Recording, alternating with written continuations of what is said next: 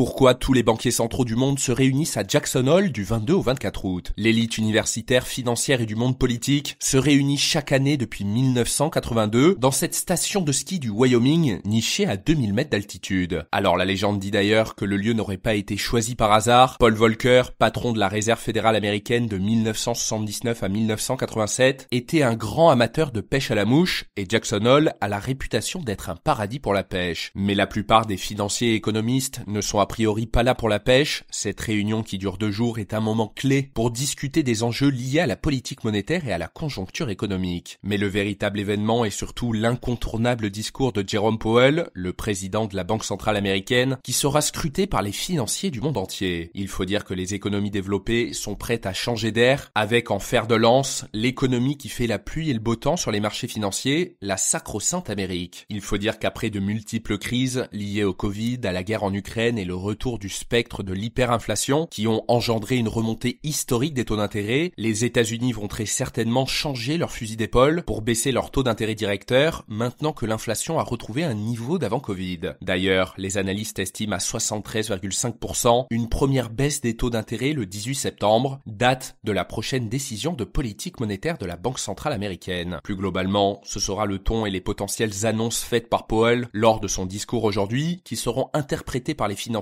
et qui se répercuteront directement sur l'humeur des marchés financiers. Les investisseurs se pencheront aussi sur les propos de Christine Lagarde, la présidente de la Banque centrale européenne, bien qu'en Europe, une première baisse des taux ait eu lieu en juin. Et notez que ce podcast est soutenu par Quorum l'épargne.